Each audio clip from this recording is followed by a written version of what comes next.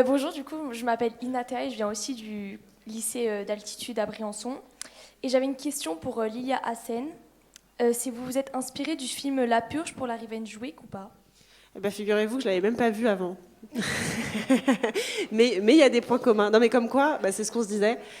Tout a été à peu près inventé.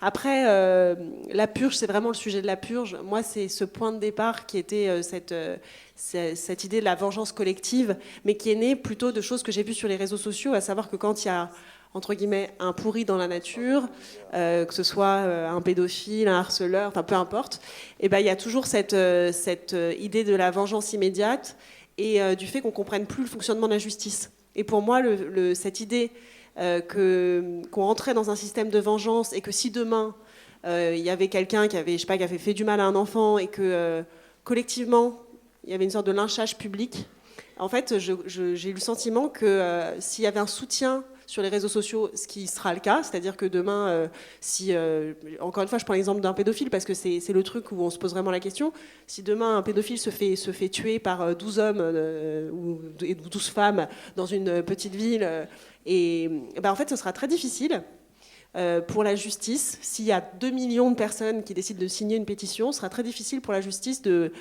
condamner ces hommes, qui pourtant auront court-circuité l'institution judiciaire. Et cette idée de la vengeance aujourd'hui, mais qui s'illustre aussi sur les réseaux sociaux avec des choses très violentes, des appels à la peine de mort, etc., il m'a semblé que ce système-là, faisait qu'on comprenait plus l'institution judiciaire, qu'on comprend plus le temps long de la justice, le fait que justement il faut laisser reposer les émotions pour pouvoir juger.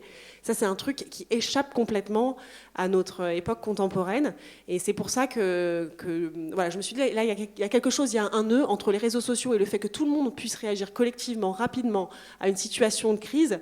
Il y a un truc qui est quand même assez effrayant là-dedans et qui pour moi peut mettre en péril certaines institutions, qui se mettent d'ailleurs en péril souvent elles-mêmes d'abord. Mais voilà, ça plus le fait que les institutions s'affaiblissent, à la fois la politique, on le voit, et la justice. Voilà, quand j'ai réfléchi à pourquoi et comment on allait arriver à la transparence, c'était ces deux points-là qui me semblaient hyper importants. Merci beaucoup. Bonjour, je m'appelle Lola et j'avais une question pour Arnaud. Votre BD, elle pose la question de ce que c'est une œuvre d'art, mais est-ce que vous pouvez nous dire qu'est-ce que c'est une œuvre d'art pour vous? Ah ah. On avait le droit à un joker, non? Non. Non. Non, encore une fois, cette bande dessinée, elle n'est pas là pour donner des réponses, elle est là pour poser des questions. Bon, je ne vais pas m'en sortir comme ça, hein, mais il y a la question, moi, qui m'intéresse beaucoup dans cette BD, c'est la frontière entre l'art et l'artisanat. Et celle-là, elle est mouvante, puisque l'artisanat, par définition, est lié à la technologie. Et l'art évolue également au fur et à mesure des années. Donc en fait, il y a une espèce de frontière comme ça qui se définit, mais qui se définit par le temps. Et donc c'est, à mon avis, impossible de répondre à cette question. Ce qui n'était pas art aujourd'hui le sera demain, et inversement.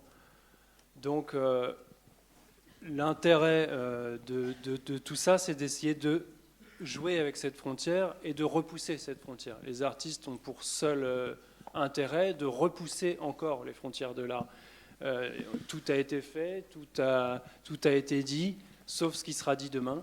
Et donc l'idée, c'est pour Brancusi comme pour d'autres, d'aller écarter encore un petit peu le milieu artistique, et sauf que les artisans font pareil en dessous, hein. Grâce à la technologie et grâce à leur inventivité, ils vont également faire évoluer leur travail et participer à la création artistique. Là aujourd'hui, le procès de Brancusi contre les États-Unis se rejoue chaque année aux quatre coins de la planète. Encore plus avec les intelligences artificielles, et puis les artistes aujourd'hui délèguent énormément la fabrication de leurs œuvres, et même parfois la conception de leurs œuvres, et même parfois l'idée de leurs œuvres via l'intelligence artificielle. Donc cette frontière-là, impossible de la définir, surtout que si je vous dis une vérité là tout de suite, elle sera fausse demain. Et en plus, c'est filmé, donc je vais surtout pas me risquer à faire des choses pareilles. Voilà, l'idée, c'est de faire bouger tout ça. Merci beaucoup. Bonjour, je m'appelle Gabin et Bonjour. j'avais une question pour Monsieur Neyestani. Dans votre histoire, vous avez décidé d'installer une histoire d'amour en parallèle avec une fin assez triste. Donc pourquoi et croyez-vous donc en l'amour ou pas? Merci.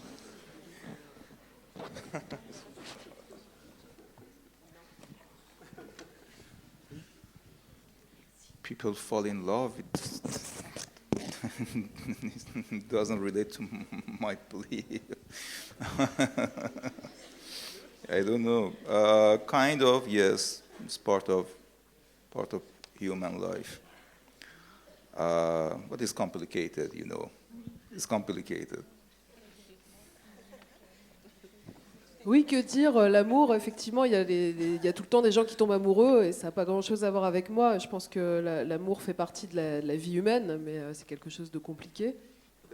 Choosing parallel love story. Actually, choosing parallel story of a girl who has some dreams, wishes, hopes for her life, knitting a carpet in her room.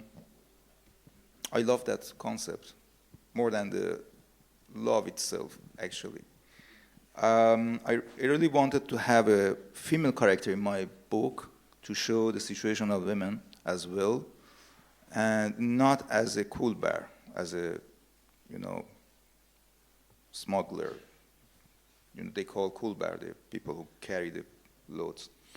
Not as a cool bear.